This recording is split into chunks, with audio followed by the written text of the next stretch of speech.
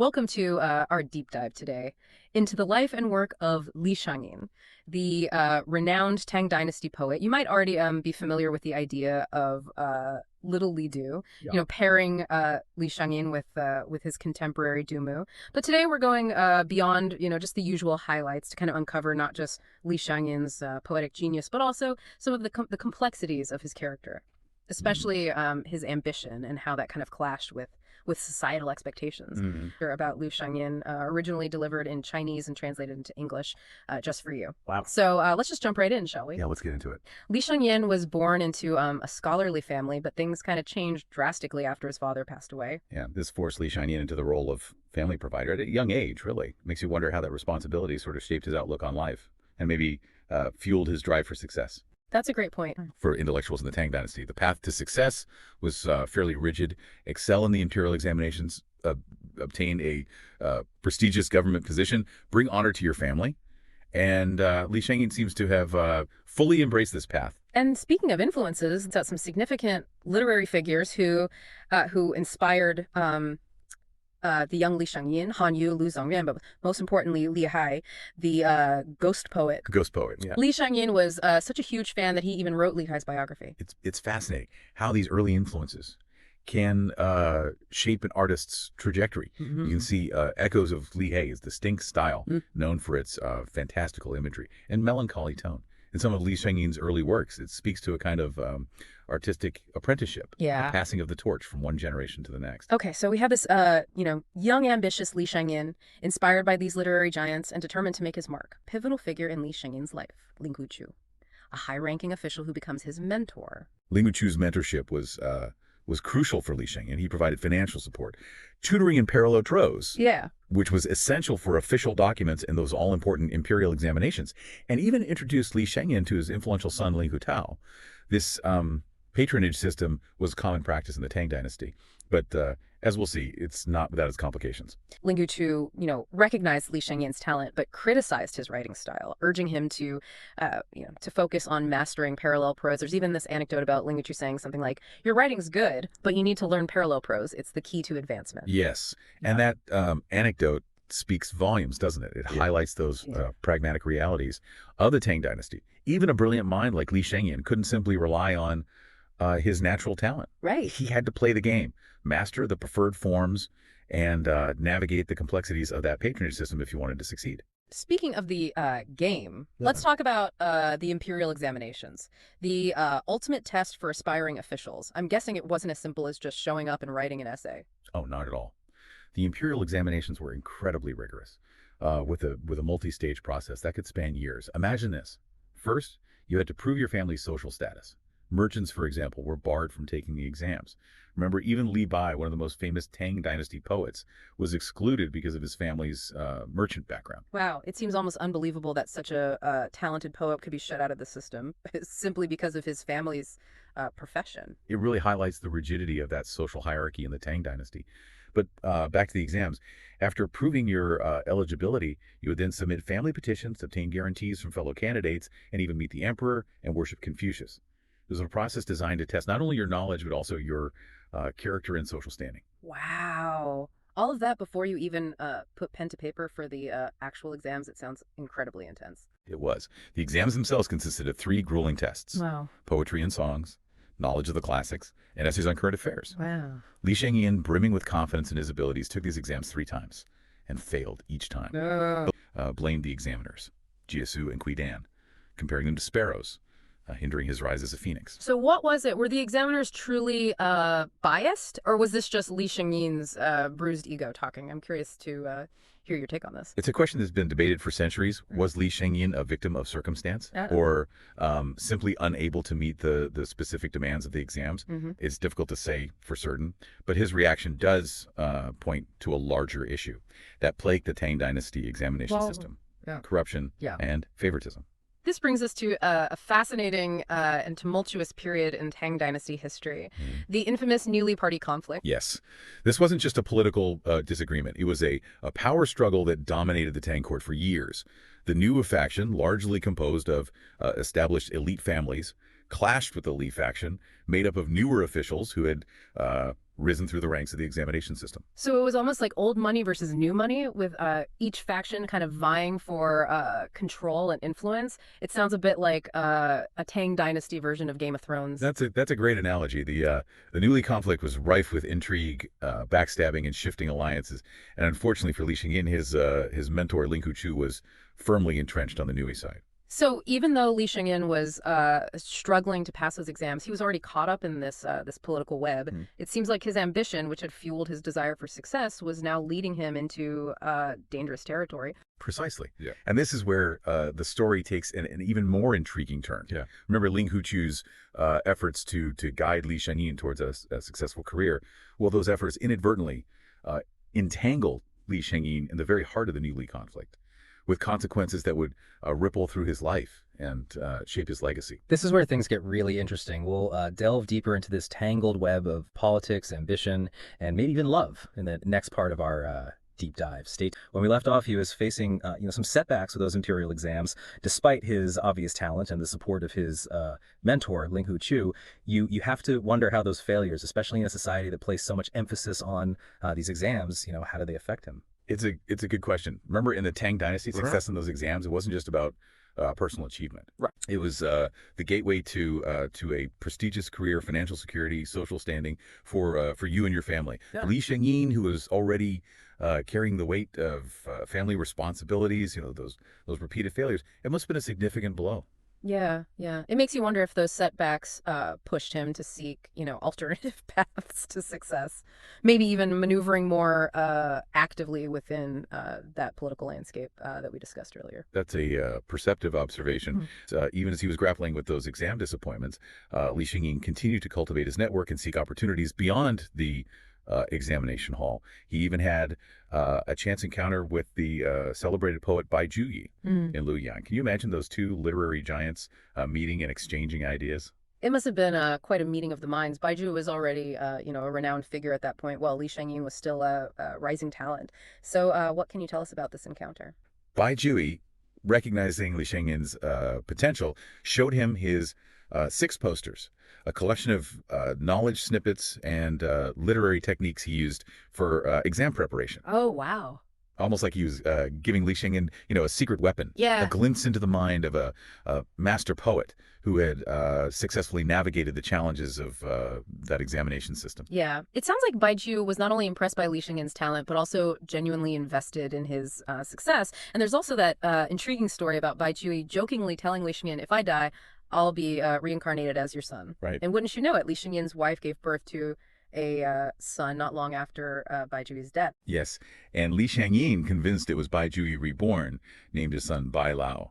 Unfortunately, though, the child did not inherit Bai Juyi's brilliance. The poet Wen Tingyun, known for his sharp wit, commented on the situation, saying something like, being the reincarnation of Bai Juyi isn't that easy, kid. I find it fascinating how these beliefs in reincarnation and destiny kind of permeated their lives. It's also a reminder that even brilliant minds can be swayed by superstition and personal biases. Absolutely. But it's also important to note that Li Shangyin's belief in his son's connection to Bai Juyi, it speaks to the profound respect and admiration he held for his mentor. Remember, Li Shangyin even wrote Bai Juyi's epitaph, a testament to the deep bond they shared. So while navigating these literary circles and dealing with those personal setbacks, did Li Shangyin ever manage to secure a government position? He did, though not through the traditional examination route. Remember, his mentor, Ling Huchu. Yeah. Well, Ling Huchu was transferred to a powerful position as the Tianping Army Jidushi. Ah, yes, the Jidushi. For those who might not be familiar with this term, it essentially meant that that Ling Huchu was appointed as a regional military governor with a significant degree of autonomy. He had his own mini court and the authority to appoint officials within his jurisdiction. That's a great clarification. And one of Ling Huchu's first acts in this new role was to appoint Li Shangyin as his secretary. It might not have been the glamorous, high-ranking position Li Shangyin had initially envisioned, but I imagine it provided him with valuable experience and a glimpse into the workings of power. Precisely. It was a chance to learn the ropes, build connections, and perhaps even influence policy from behind the scenes. However, remember the New Li party conflict we discussed earlier? Well, Li Shangyin's association with Ling Huchu, a prominent figure in the new faction, placed him squarely on one side of this political divide. And as we'll see, this allegiance would have major consequences for his personal and professional life. This is where the story takes a turn, that knowing how these political factions operated could either be incredibly shrewd or incredibly naive. Despite being deeply embedded in the new faction, thanks to Ling Huchu, Li Shangyin ends up marrying the daughter of Wang Maiwan. And who was Wang Maiwan, you might ask? Only a staunch supporter of the Li faction. It's a move that has puzzled historians for centuries. On the surface, it seems almost inexplicable. Why would Li Shangyin, after benefiting from Ling Huchu's patronage and being firmly aligned with the new faction, choose to marry into a family that was so closely tied to their rivals?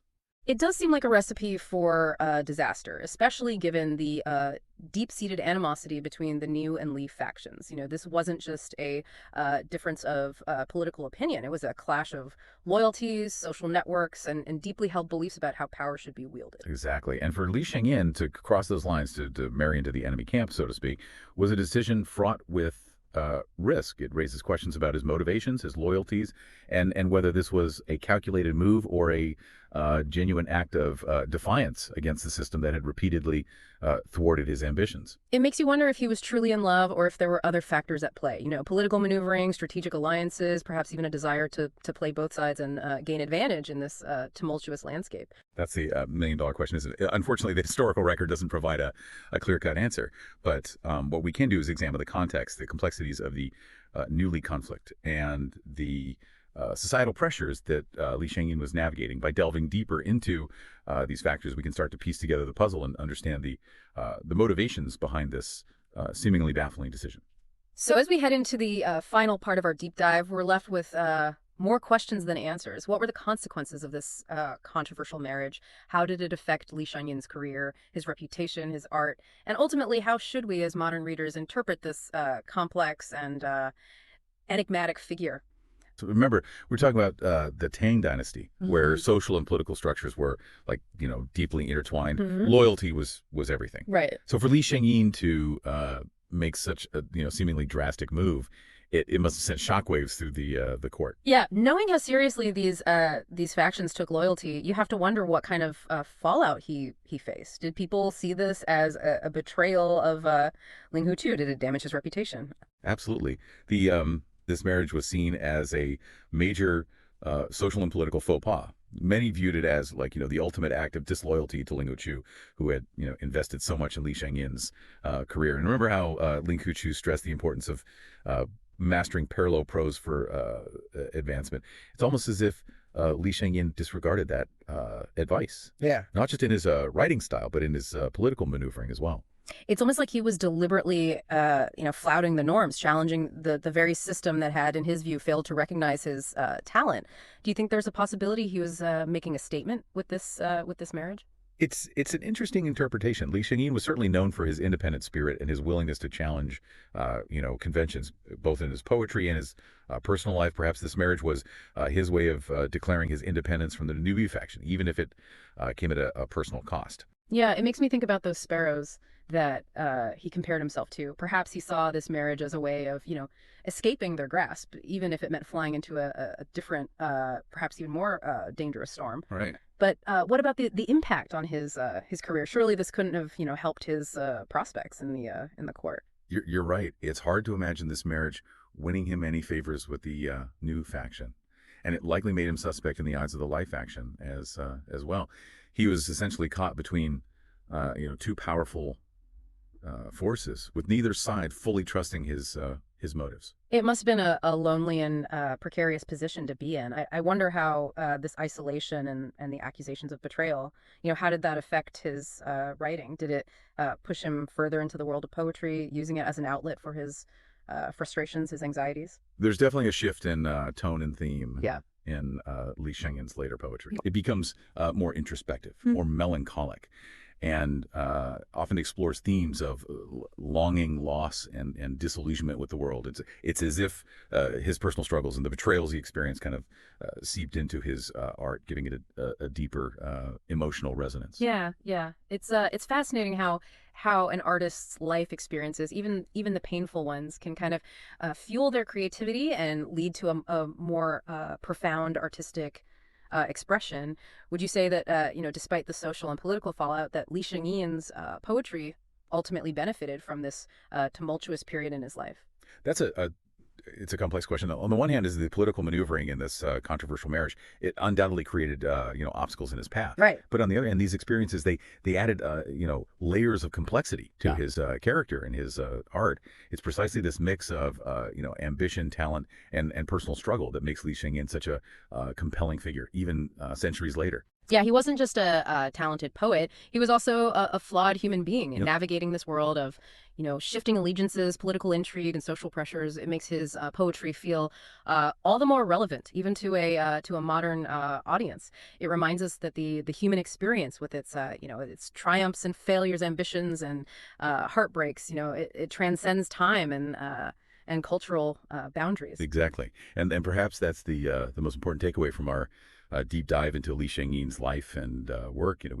We've gone beyond the typical biographical sketch and glimpsed the complexities of a man who was both brilliant and flawed, ambitious and disillusioned. A product of his time, and yet somehow timeless in his artistic expression. Yeah, as we wrap up this deep dive, I'm left with a sense of awe for Li Shangyin's talent, and a deeper understanding of the forces that shaped his life and his poetry. It's a reminder that that history isn't just about dates and events. It's about the lives of individuals who, like Li Shangyin, dared to dream, to strive, and to create even in the face of adversity. And then for you, dear listener, I hope this deep dive has sparked a curiosity to explore Li Shangyin's poetry for yourself. As you read his work, consider the complexities we've discussed. Can you see traces of his ambition, his frustrations, his longing for recognition, and perhaps most importantly, can you connect with those raw emotions that make his poetry resonate across centuries and cultures? Yeah, it's a journey worth taking, and who knows, you might even find yourself feeling a little bit of sympathy for those sparrows he so often lamented. Thank you for joining us on this deep dive into the life and work of Li Shangyin.